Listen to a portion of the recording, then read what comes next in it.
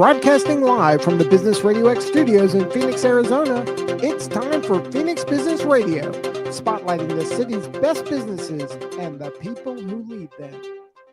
Hello and welcome to Phoenix Business Radio, broadcasting live from the Max 6 Entrepreneurial Center right here in Tempe, Arizona, where we help build businesses and connect you with the right people. And we are definitely with the right two people today. As we introduce you to the Village of the Valley team, we have Carla Eunice, who is the transformational coach. Welcome. Thank you. Thanks for making time for us today. And Brandy Powell, founder and CEO. Welcome. Thank you for having us. Absolutely. I am very excited to extend our conversation after we had a preliminary phone meet and greet, I guess. And we have Bob Faby to thank for that introduction. Yeah, love Bob Faby. Likewise. Doing good dignity work. Doing such good dignity work. And I have his book. He was kind enough to send me his book. I think you were expecting one shortly after we talked. Yeah. Do you have it Got yet? mine. Good. Yep. And it's on my nightstand.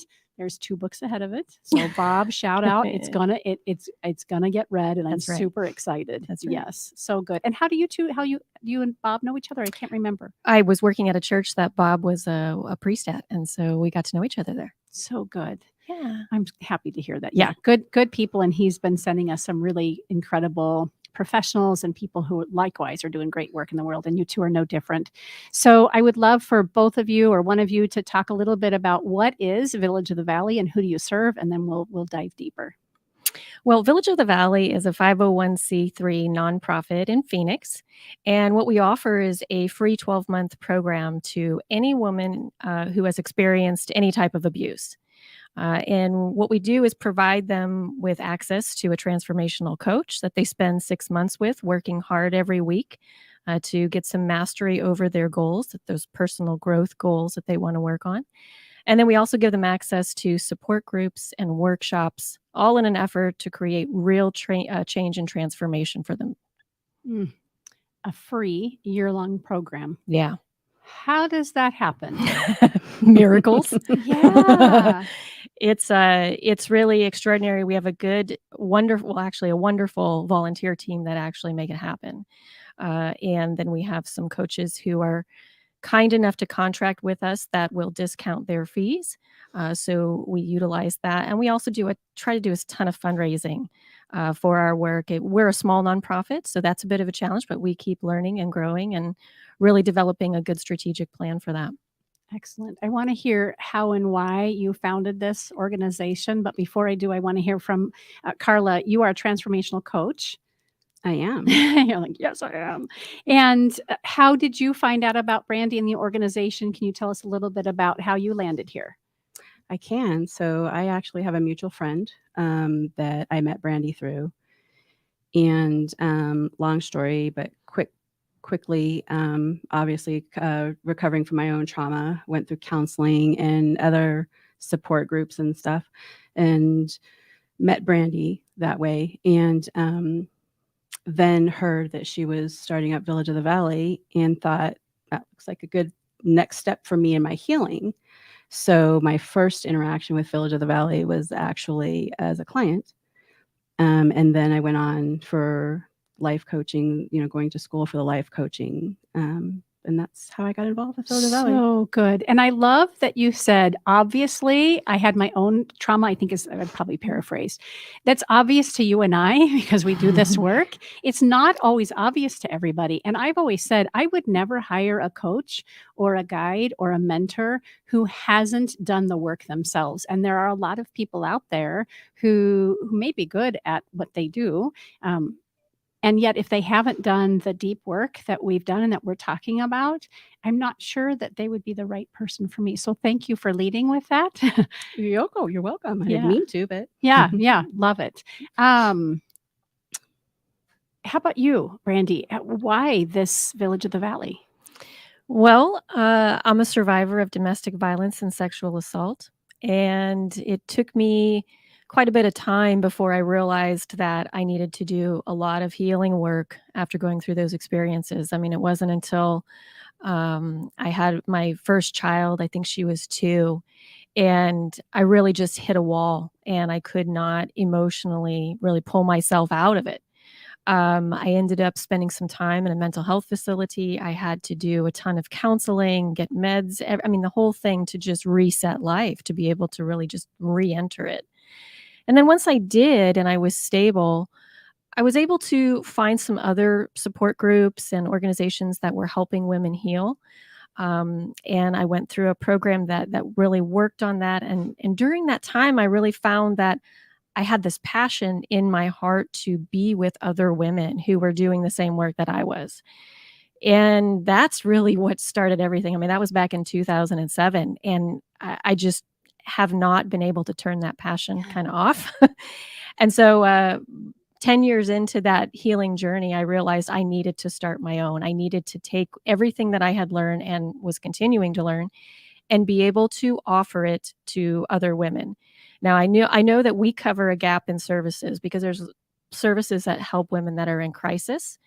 We don't do that. We help women who, once they're stable, are ready to do that hard work and heavy lifting of healing. We also don't limit the women that we offer our program to. So whether she's in Scottsdale or she's on the West Side, we help any woman who needs it, no matter what their status is economically. And that makes us a little bit different because we aren't really limiting who will help. And it just really, as you were saying a moment ago about having to do your own work first, it's extremely true. You can't take anybody where you haven't gone. And with all of our coaches, it's the same kind of an idea. We've all done our healing work to be able to go through our training program that we have at Votive, but then to also go on and then do their own coaching certification. I would also say that I don't think the work is ever done. Would you agree? That is a true Agreed. statement. Oh my gosh. I as much work as I've done to eliminate triggers and get the shock out of my body and heal my past and what to figure out how this all functions here and all the way down to my toes. There are still things that show up for me. And at first glance, it's like, what? How dare you? Or how dare this? Or why me? And then because I can use my skill set, I can look and go, oh, it's another lesson. Yeah, I call it a whack-a-mole. You remember that game, that whack-a-mole? It's like as soon as you get one mole down, something pops up somewhere else. It's what it feels like sometimes. Yes. Yeah. There's another saying too, another growth opportunity with the F word in front of it, but we won't mention that one. I like whack-a-mole much better. So can you tell us a little bit about what it's been like for you to help usher these women through their healing journey? You don't have to mention names, of course, but if there's anybody that comes to mind, give us an idea of how you know that you've made a difference in their lives. What shows up for you? You can just see it in their faces. You can see it the way they carry themselves, their self-esteem. It's really interesting watching from like day one with a client to graduation day and seeing just all kinds of changes. Like I said, with their self-esteem, with their ability to make decisions and ability to see their self-worth, to set boundaries, all of these things. You can literally see them through their walk and watch the transition from day one till day graduation. And given that you've had your own journey and actually came through as a client, I think that might have been the word that you used. What is that like for you personally and professionally to know now that you're giving back? It's always what I wanted to do. My whole life, I actually have a bachelor's degree in psychology, but learned at 25 that I was too close to the trauma at that time, that I hadn't done my own healing. So I've known all along that I want to be able to help others, and having gone through now, all of the healing that I've been through, like the past, 6 years or so, 7 years. It's just a testament when I have the ability to look at these ladies and go, I know I've been there. This program works, and just see the growth. And it's like mama bear a little bit. Like there's always a mama bear in me, but it looks very different these days. Before it was like a little on the aggressive side, protection mode, but now it's just like a warm, loving, caring when you see the women's change. Incredible. And you had mentioned, Brandy, that you offer services all throughout Arizona. How do women come to find out about you guys? That was always my concern when I started this. I thought, we've developed this really awesome program, but how do we get the word out? And it's been super organic and really grassroots. One woman tells another woman who tells another woman. We have lots of women who refer their family members and, of course, friends. People find us on social media. And I think they notice in each other a difference. And they ask, what's happening? What are you doing? Yeah. So we get a lot of phone calls like that. And you totally helped my friend, and I want that too. It's really neat. That's more proof, right, that our program works. It's, to me, one of the highest levels of a compliment, of a referral, when it's my cousin that I've referred, or a best friend, or somebody really important to a person. So the word just spreads like wildfire. How many coaches do you have right now? Is there a handful?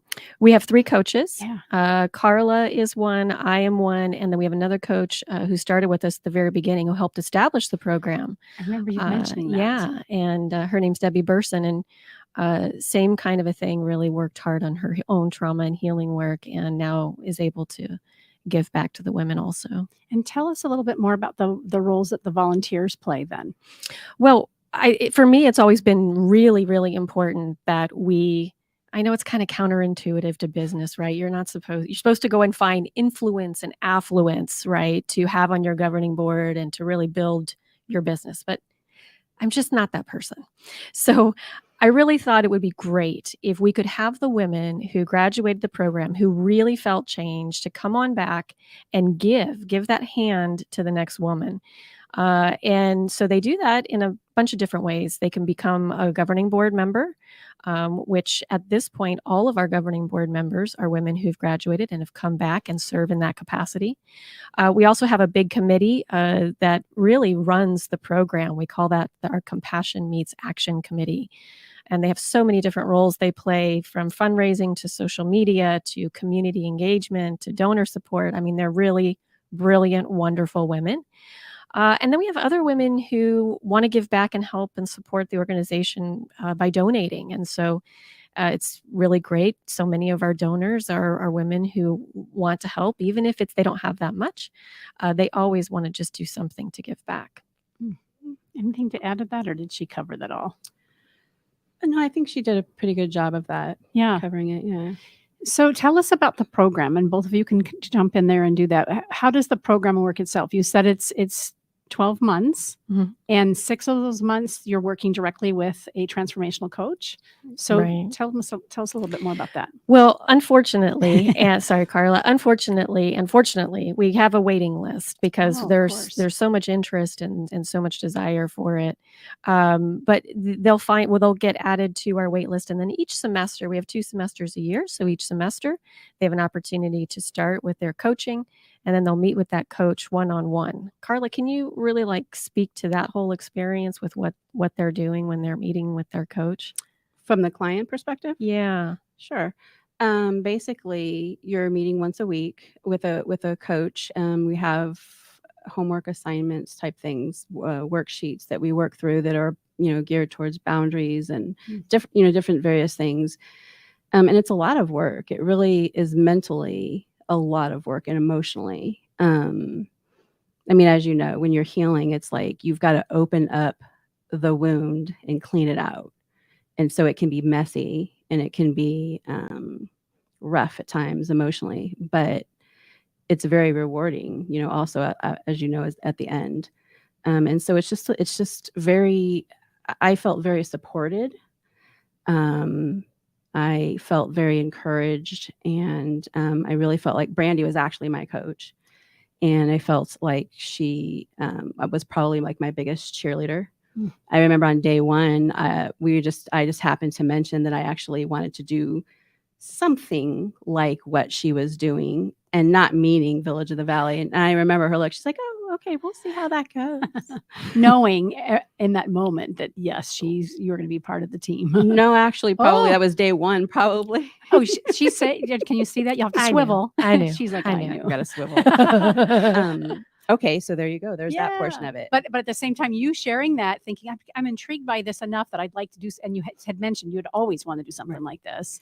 In that moment, the first time I said that, I had no intentions of it necessarily being Village of the Valley. I didn't know that was an option for me. I just knew that I had a story and I had a healing portion of that story, that at the end of the day, if what has happened to me in my past, if any of this can be helped and given back to the world, then that, I don't want to say makes it worth it, because in a real world, I'd like nobody to deal with this stuff, but it brings value. It brings value to the world, right? When I can give back. And so I didn't know that. And I remember a couple months in, when I was writing down a goal and I was saying that I wanted to do that, it took me a long time to even write it down. And she's like, write it down. And I'm like, okay.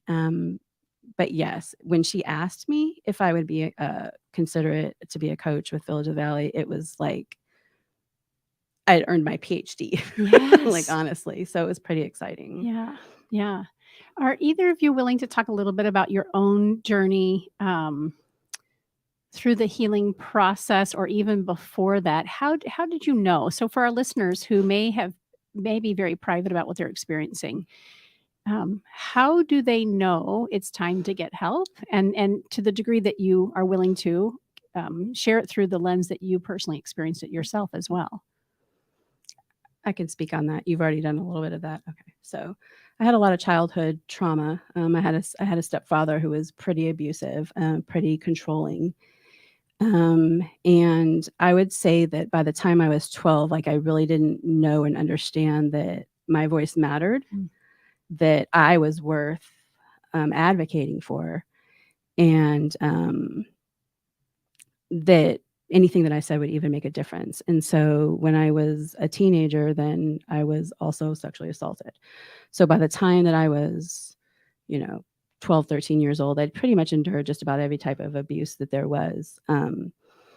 And I remember that when this sexual assault happened, my mom did take me to a counselor. And after one session, it was like, oh, she seems to be doing fine. And I didn't understand, like, what that meant, really, because I don't, like, as a 12-year-old or 13-year-old, but as an adult looking back, it's like, how could someone be fine going through that, right? It just doesn't make sense to me. And so over the years, you just learn to live in your trauma and to live in the coping skills and survival mode. And wasn't until, and I did a pretty good job of it, maintaining, until I didn't. And people, they deal with their shame and all of these things in different ways. Some people do drugs. Some people do, drink, become alcoholics. Some people become perfectionists, right? I was a perfectionist. And so I thought I was doing, like, amazing because I was functioning well in the world. But what that really did was just kind of prolong the inevitable, because I didn't see, my coping skills kind of blended with the world, right? And was acceptable to the world. But then things started to pop out. I laugh about it now, but I became a supervisor at my current job. And one thing I'll learn is that I've learned is that when you're put in a position of authority, like, your strengths shine, but so do your weaknesses.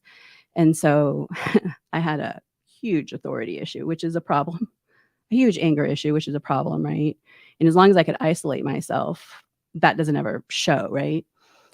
But when you're in a position of a leadership, it shows.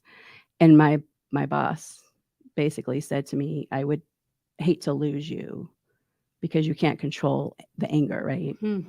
So I would have outbursts of anger at work, frustration with whatever the power structure is, whether it be a patriarchy, whether it be whatever. And so a lot of shame, a lot of guilt feeling, and a lot of outbursts with, anger, a lot of isolation. And so I went into counseling.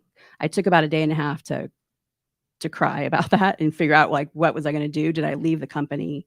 But then I decided to get into counseling, and I did, I think, about 4 to 6 months of counseling. And then I did another, like, 12-week program.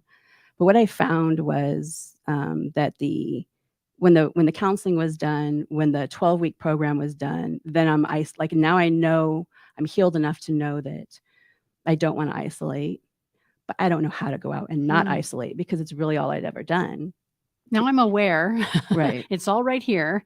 I don't know what to do with it. Right, exactly. And so now what? And so then that was the thing that was missing for me with Village of the Valley that I loved so much, and why I'm so passionate about it now is, I mean, we're not just the year services, there's services afterwards for a nominal fee, but there's like we have community as well. We do community events. And so if you choose to not be alone, you're not alone. And sometimes it's a choice, we have to make the choice to do something different. And in that moment, about, I don't know, 8 years ago now, 7 years ago, when my boss said that to me, I made a choice to do something different, because my old MO would have been just to leave, run, go find another job. But then something I had always said to people is like, wherever you go, there you are. Sometimes you are the center of your world. Yeah, and when you go with you. Your trauma goes with you, Yep. right? And so wherever I was, Hmm. I was either going to have to be happy being stagnant in my old self or move on. And so I just chose to move on in my growth. Still with the same company, but so yeah. Thank you. Mhm. That beautiful story.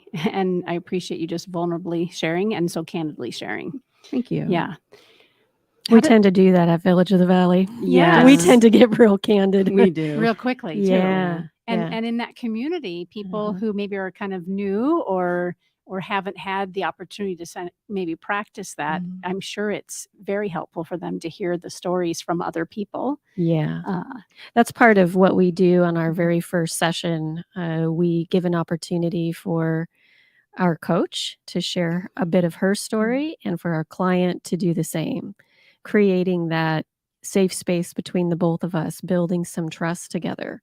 It's real important that our coaches are able to be vulnerable and model that for the clients in all the capacities, whether it's the coaching sessions or the groups or what have you. We think that it is authentic, and we highly value authenticity. Highly value. Yeah. Mhm. So you have a wait list right now. Mhm. Are you looking for additional coaches?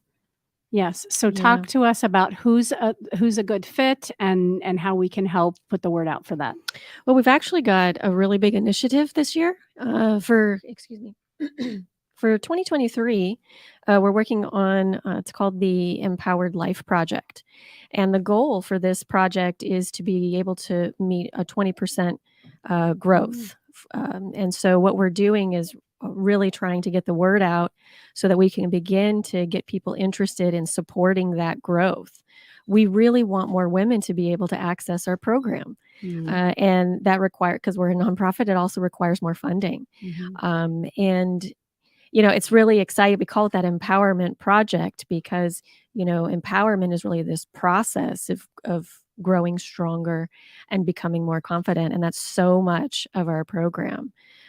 So we're really working this year to the committee and the governing board are really focusing in on this initiative so that we can bring in more people and another coach. We've got a gal who's currently going through the program who originally started way back in 2017, sitting down at the table with me when I was building a team and saying, look, I can't do this alone. I need you. And she was one of the 5 that I had reached out to. And she was in for a while. She had to step away for some personal reasons, but she's come back this year. I love that. She's going through the program. She's also going and getting her certification right now, her coaching certification. And then she'll be trained in the program so that next year she's ready to go. So yes, we are always considering how we can meet the demand, meet the need. About how many, you mentioned that you work full-time as well. I do. Yes. So about how many hours would a transformational coach with you guys expect to donate and give their time to? Well, we have Carla at this point. She's got 1 client on her roster, and then she's bumping that up, I think, to 2 or 3 next semester. And my other coach, she has anywhere between 4 and 6. So it kind of depends on their schedule and availability. Correct. And the demand too. Okay, that's helpful. Yes. So because it is a 12-month process, there's a length involved in being with a client. There's a time frame and dedication that you're giving to that. And so even though we do have that wait list, we don't try to rush it along just to meet the need. We really care about the quality of the program and what we're being able to help women with. Mm-hmm. We've talked a lot also about like the one-on-one coaching, but there's also like the workshops that we do, and then with like the book work with The support small groups, support yeah. groups, Our right? support groups run twice a year. They're about 12 weeks in length each. And it's the same kind of an idea, working on general personal growth topics. And then we also offer these workshops 3 times a year that are 5 sessions in length. And, this is where that whole community piece comes in. Yes. And you can build some relationship, not only, practice your vulnerability, but really build relationship too.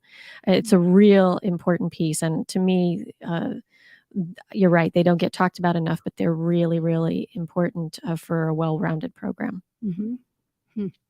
In addition to the initiative that you just spoke to, what else is on the horizon for you guys? Any other big things you're working on? Do you want to talk about your long-term goal of a hotel? Oh, my What? long-term. Okay. Well, it's the big dream. This is like the speak to that. 5-10 year plan, just FYI. I love it. We help a lot of single moms. About 25% of our women are single mothers who have children in the home. And I don't know if you know this, but we've got a terrible housing crisis going on right now. And rent is insane. And these women who work full-time jobs, often go to school full-time as well and have full-time children, are really, really suffering. And I mean, we're talking a thin wall between them and homelessness.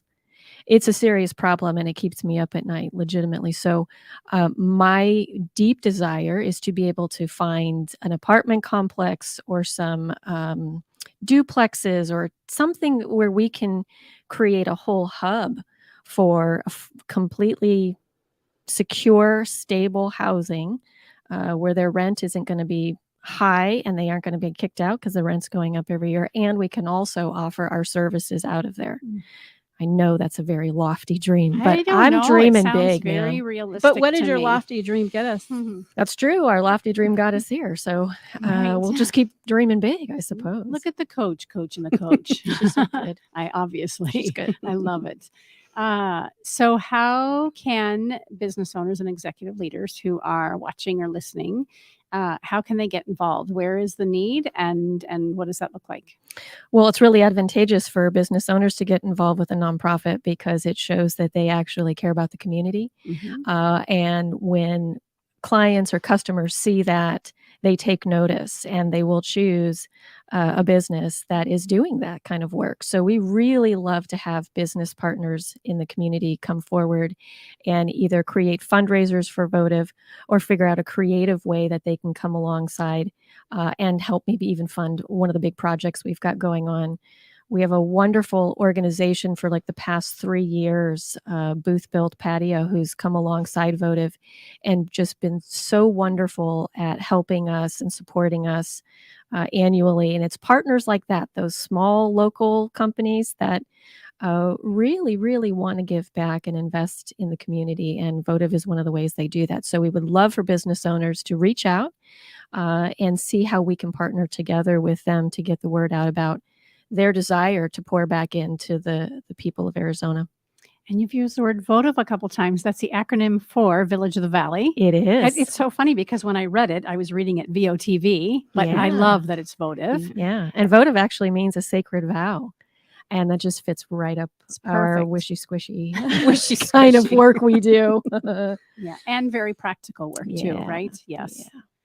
Wow, I'm blown away with your dedication, your commitment, your willingness to use your story Mhm. to help other people. Right? I always say that when people say, "Oh, you're so strong" or whatever, I'm like, I can't imagine not taking my trials and tribulations and using them as a force for good. Yes. And yet, many of the people don't have that planted on their heart yet, Mhm. and they've lost hope. And so you guys are obviously a beacon of hope. How do people get started with the program? You mentioned you're on social media. So where are you on social? We are all over. We're on LinkedIn, we're on TikTok, Instagram, Facebook, Pinterest, you name it. You can find us. You can also email us at information@villageofthevalley.org, or you can find us on our website, villageofthevalley.org. There's a contact form on there that you can reach out. and even schedule a consultation with a coach. That's the first step. Yeah, and I think Carla had said it earlier. It's that willingness to say, I'm ready. I don't know what that help looks like. I'm paraphrasing again, but Yeah, for sure. So there comes a point in time for us, everybody has a situation, everybody has a story. Those that say they don't have a story need to dig a little deeper, I think. But everybody has a story, and there comes a point in time. It's logically speaking, I can say that what happens in our past is it affects our future.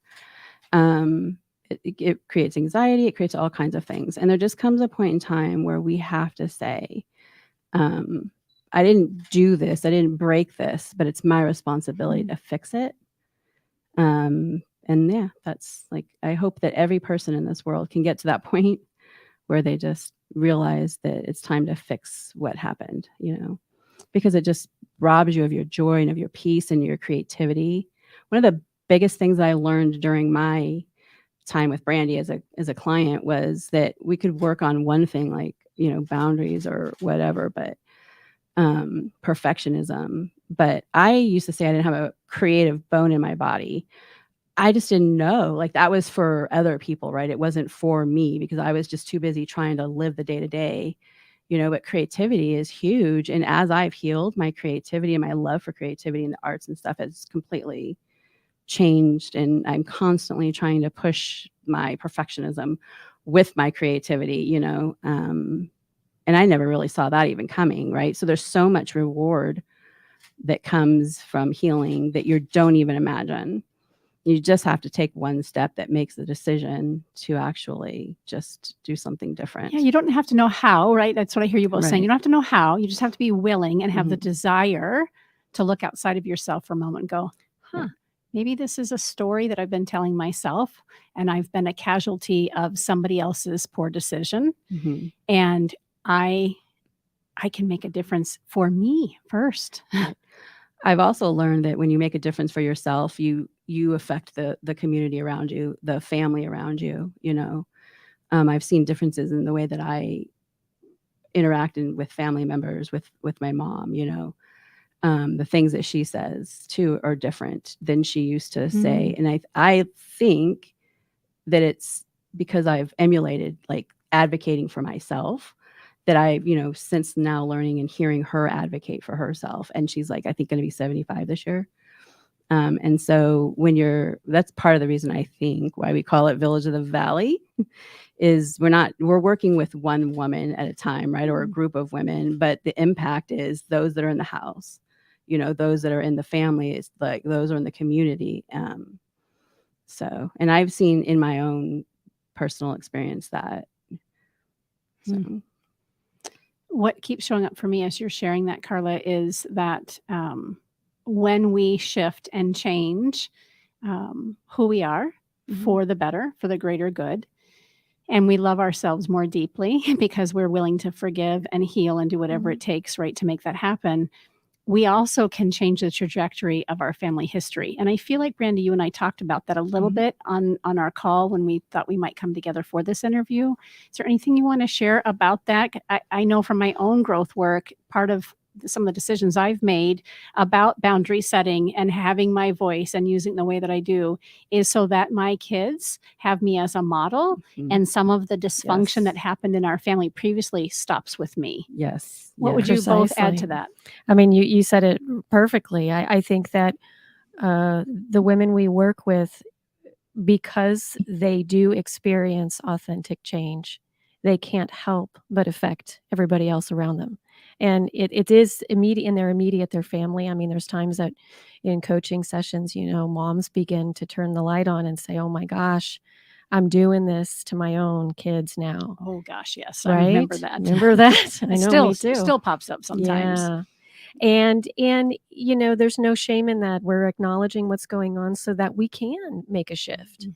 And then to hear the stories when they come back and they have made change. And it's really a big community. It starts, like, as Carla said, with one, but the women don't keep it to themselves. It just keeps growing further and further out. And that's proof in the referrals that we get, but also the stories the women come back with, what they're doing to make change for everybody. I use some of the stuff I learned at work too. Oh, I'm sure. So it definitely is very impactful on the whole community. And I would just like to say that we're women that work with women, but the impact is much larger than just women in this community. It's just the community as a whole. Mm-hmm. Yeah. So TikTok, LinkedIn, is it Village of the Valley spelled out for some of those social media handles? Okay, very good. Absolutely. Yeah. Yeah, and we love to have anybody reach out, even if they're just curious Yes. about the program. We always start, like I said, with a consultation, but often it's just getting to really understand what it is we offer. Sometimes it's a new thing, so you're not really clear on it, and it's not counseling; it is coaching. And we love when women come and they've done some counseling and they want to try coaching. Coaching is different in that, we don't get focused in on the past so much. We really are looking at the now and how do we take action to make change to move forward. And we are using tons and tons of tools and different strategies to be able to do that. Not everything works with everybody. So we find the right ones that will work. And so I would just say, even if you're curious, reach out and let's connect and talk about it and figure out what would be a good plan for you. Mm-hmm. Yes. And again, for our business owners and executive leaders, reach out to see where you can lend a hand and be a champion for the work that you guys are doing. That'd be wonderful. That would be amazing. Yeah. Yes. Good. So good to be with both of you. You as Thank you, well. In Karen. person and you. for the first time. Yes. Thank you for inviting Thank us. you. Absolutely. You've been listening to Phoenix Business Radio, broadcasting live from the Max 6 Entrepreneurial Work Center. Some media leans left, some lean right, and we lean the village. Thanks for listening. Thank you.